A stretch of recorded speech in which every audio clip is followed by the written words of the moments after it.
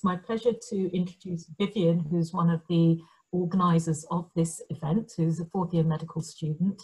And I'm going to ask Vivian to introduce our patient who's going to discuss his thoughts on the overview. Thank you. Thank you for that introduction, Professor Batty. I'm very excited to introduce Gordon, who is often lovingly referred to as the patient face of transplant surgery in Scotland. You may have seen his face around the hospitals on one of those big boards that they put out in the lobby sometimes. Not to give too much away, he was born with a congenital heart defect and had a heart transplant at age 13.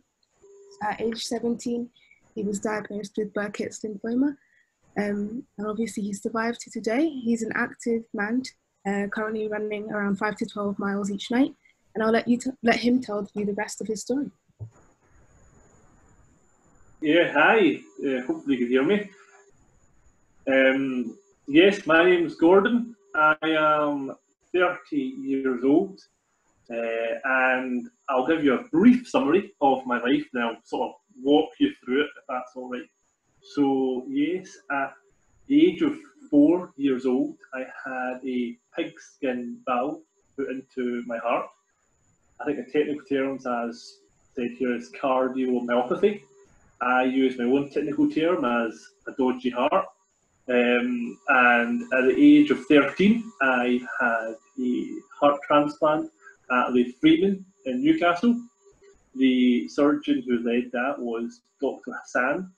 I think the other doctor there was Dr. Hamilton, but my uncle is a surgeon too and is good friends with Dr. Hamilton, so Dr. Hamilton sort of didn't take part in the surgery because there was that sort of connection there. So Dr. Hassan did the surgery. And at the age of 17, I contracted Burkitt's lymphoma. I was sent to the Royal Victoria in Newcastle because it's nearby Freeman. And just lately, at the end of 2018, because as Vivian said, I run quite a lot. I like to keep myself fit. I was beginning to get dizzy spells when I was running, so I would run and then suddenly feel really faint. And after a phone call with one of my friends who's a consultant in Hare Myers, he said to me he really ought to go get checked out at the Freeman. Went to the Freeman and they put a pacemaker in me at the end of 2018. So yeah, but all's good. I'm happy, I'm well, job's a good one. So I'm now 30 years old and I've just done a couple of my nose last week and I ran a marathon and I cycled 27 miles the other day, so I'm fine. So if we go back right to the start, I was born, I'm the third son of mum and dad. Our family is completely healthy, there's no issues there, and then I came along and ruined the situation for them all.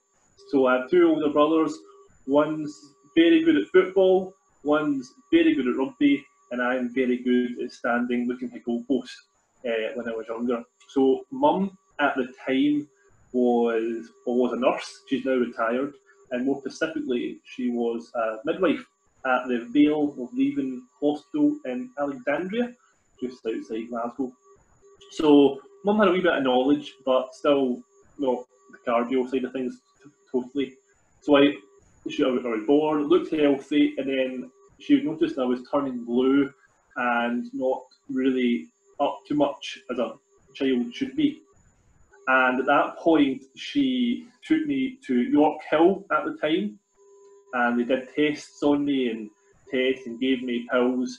But mum, being a mum, just wasn't happy. She knew there was something wrong. So I'm pretty sure the surgeons and doctors here probably have mums and dads who are said what they thought. So I think mum said what she thought, and they did more tests and found out, yes, there was an issue with my heart that needed to be repaired. What they said to my mum and dad is, at the age of 4, when they did the pigskin valve, is there is no conventional surgery that can save Gordon, and he will not live into his teenage years. So that is what they said to my mum and dad at the age of 4. And mum, I say, being a nurse, being a midwife, said, okay, what unconventional surgery can you do here? What can you do? Anything. And what the doctor said at York Hill said, the only thing that will save Gordon in time is a heart transplant. Now, I grew up not knowing this, so obviously at 4 you're not going to register it anyway, but I grew up the rest of 12 not really knowing about this, which I'm thankful for, to be honest. But what mum and dad did there, and I think all parents, I'm now a parent of a wee boy who has been taken out by the grandparents, is not a wacky cameo come in. So what all good parents do is they go, right, okay, and they went out, and I think we all go out for a meal. They went out for a curry that night and said, okay, what do we do here? So they process that in their own way. That is, I think, every parent's right to maybe have a little cry, maybe have a little thought about that. And they made the decision that they're going to treat me totally normal. They're going to treat me as if I am just a fit and healthy boy and let me live my life. So we kind of always knew that the heart was, well, they always knew the heart was going to decline, and one day it would have to go through the process of heart transplant. So I was never ever bubble wrapped by mum and dad. They never ever treated me any differently than they treated David and Alan, my older brothers. I was extremely unfit. I'm looking at a room I'm sitting in right now. It's about 10 metres long, and if I was about 8 years old to about 12 years old, walking from one side of the room to the other side of the room would have done me in. It would have completed my exercise for the day. And mum and dad would still take me to the local football training to try and get a spot on the team. Now we all knew that I was never going to get a spot on the team, but that's the way mum and dad always gave me. You're just one of the boys. We're not going to say no to you. If you want to go and try out for the football team, you go and try out for the football team.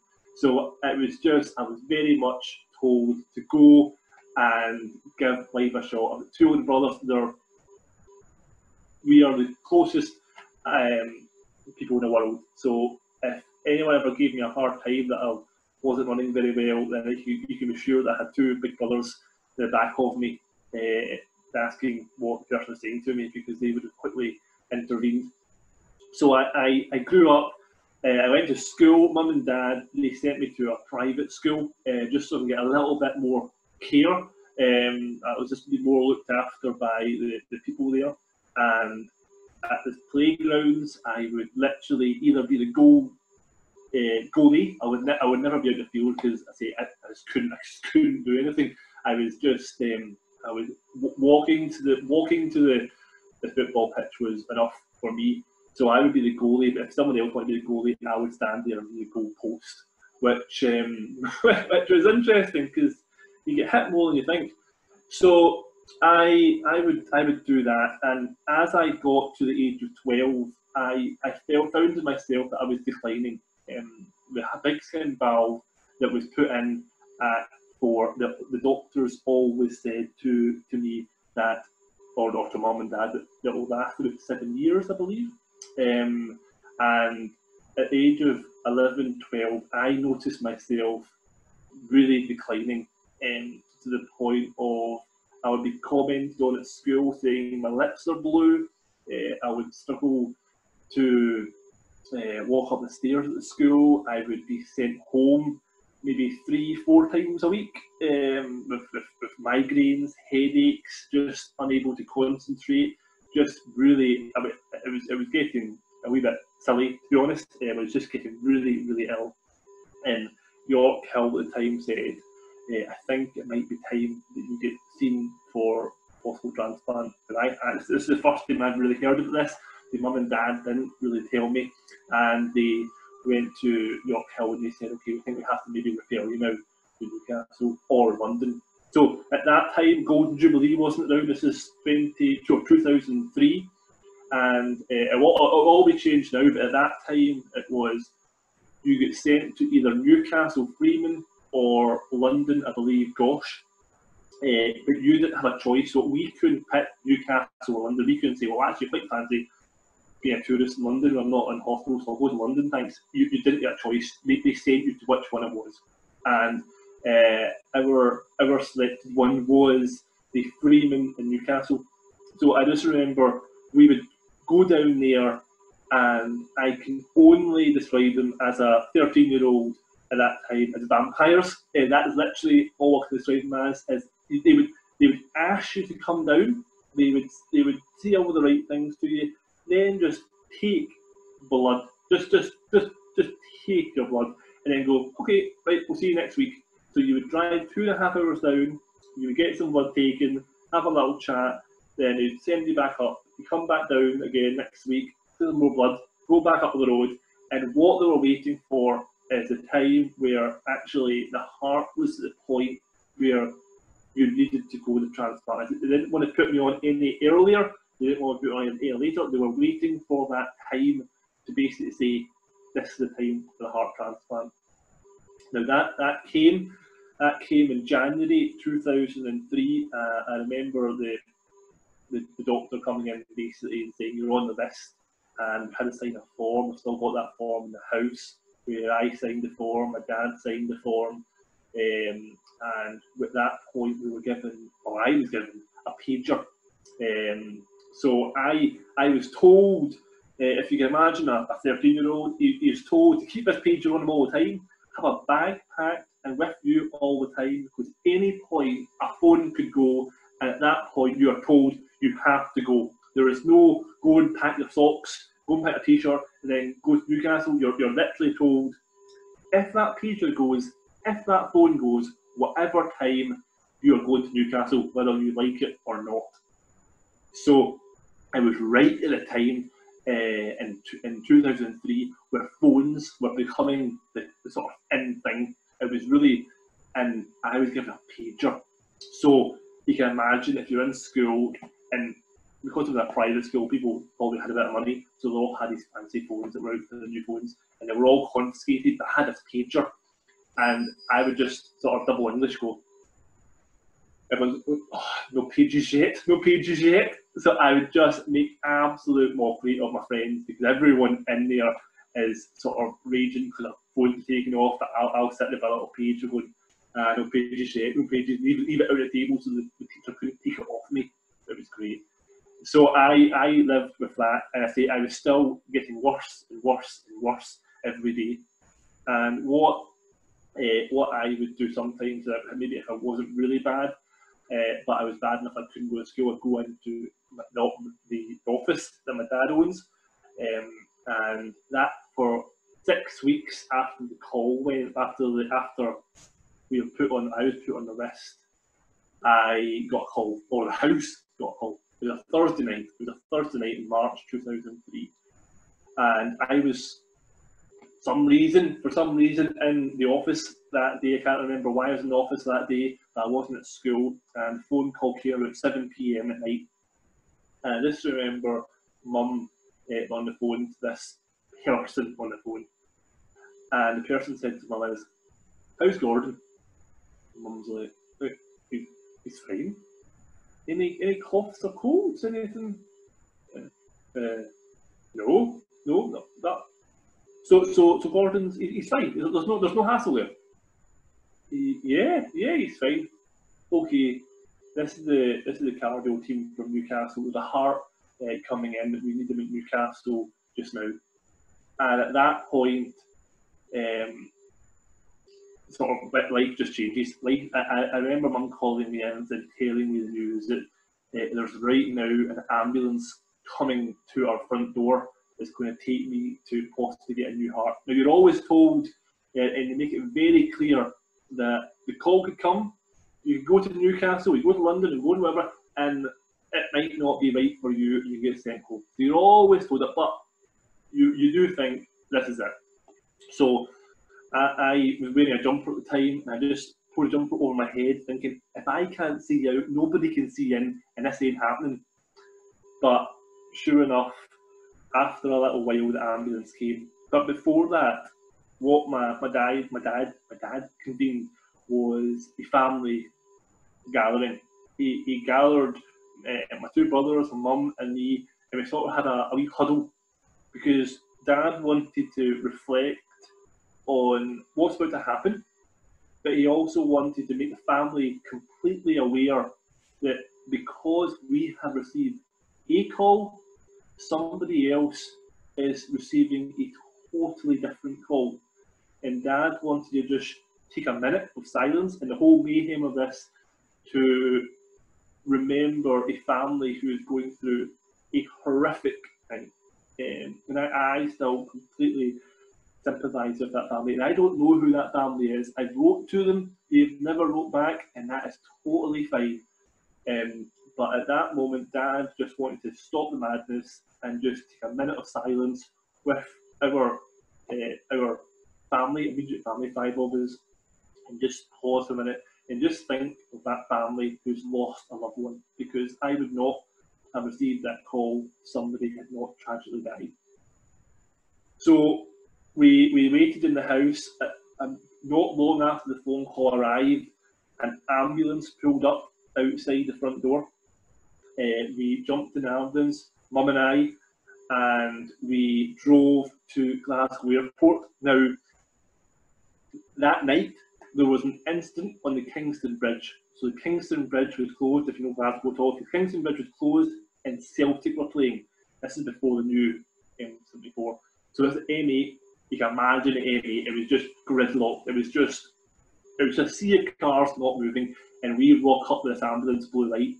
It was amazing. Parting of the Red Sea, every car moving out the way for us as we sort of steamrolled through. I mean, highlight of my life, I think. Then, having that jubilation of going through a sea of cars, we then drive into the tarmac of Glasgow Airport, and we can only see what I can look like, what I can only describe as a paper aeroplane. So this thing shouldn't take off. This thing should be in a museum. So we go into this. It's on the tarmac of Glasgow Airport. We jump in this, paper aeroplane. It's not an aeroplane. You can't call it an aeroplane. You jump in this paper aeroplane, Mum and I. We then shoot off down to Newcastle, where we land on the tarmac of Newcastle. This plane again is small enough that it lands at the back door of a waiting ambulance, and we get on the ambulance at Newcastle, and we then head to Newcastle Freeman. Now, we took an ambulance, a plane, and an ambulance to get to Newcastle, and that was pretty quick. Dad arrived about 10 minutes later, so questions are still being asked how he got down there so fast, but we'll let him comment on that in his own way in time. I think time's passed at least, maybe won't be involved anymore. So he got down there, and I'm quite a calm guy. Not a lot is going to stress me out. So if you throw things at me, I'm not going to worry too much. So they gave me a little pill. They said to me, okay, we'll give you this little pill because we know you're a bit anxious and you're a bit, and I was like, right, I'll take it. So I took it, conked me out. I was going, that was it. It was late at night anyway. I was 13. I just had the best trip ever, and this little pill just took me out. So what I know after that is that Mum and Dad, they took me to the theatre. Halfway there, Dad just couldn't do it. Dad, he just broke down. Because you're told that about 50-50 roughly. I think I am by far the least experienced person in this chat. So you're told, so it is a sketchy surgery. So Dad just couldn't do it. Dad had to just break down. He then let Mum, and Mum being a nurse, I think, brought a little bit of that nursey attitude to the situation and took me straight into the theatre. Now, I was in there, I think at that point a nurse came and just sat and chatted with Dad, and I think that's invaluable. I think what the last speaker said, that talking to the families, and Dad still reflects on that nurse coming over and just chatting to him. I think that really, really helped Dad in that time. And we had a surgery. It was overnight surgery, obviously, and I woke up in intensive care. Now, you all know intensive care things better than me again, but you're in a glass case, basically. Only 2 people are allowed in the glass case with you, and also with the sort of ICU nurse. So you can imagine my 2 brothers now are outside the glass cage looking at me like I'm a captured wild animal. So they're looking at me like I'm in a zoo. So I then just wake up, and I remember just sort of doing that. Obviously your tubes galore. So you're like Terminator with all the tubes. So I just remember doing that with my hand to the chest and just doing that. And Mum said, "Yeah, it's been done. It's been done. You're all good." So I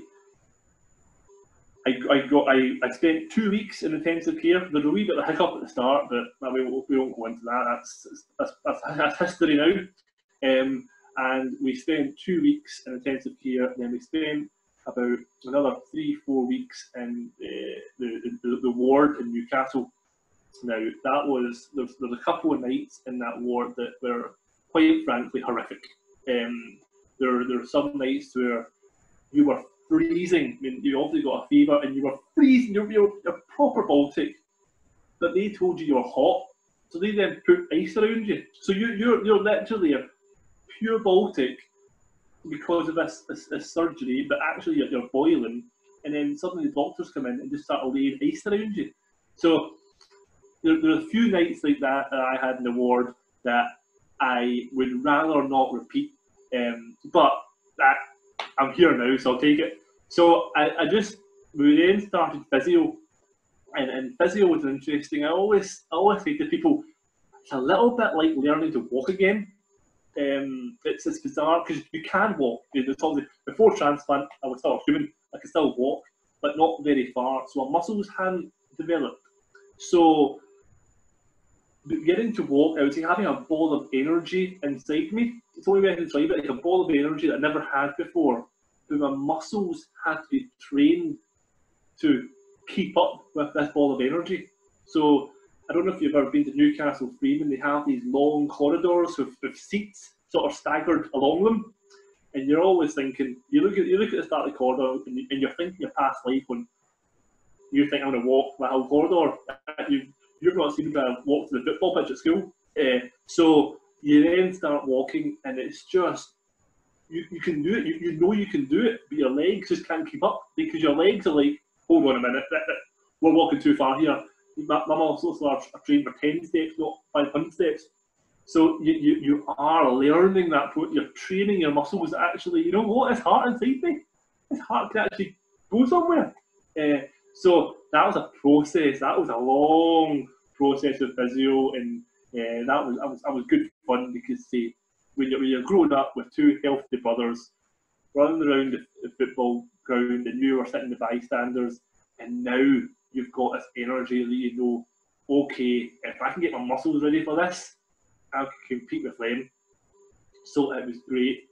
And just before transplant, and also just because transplant came in when we didn't expect it, I actually botched up the Disney Florida holiday. So Mum and Dad said that we'll go on holiday. So actually, I had sorry about that, it's the joys.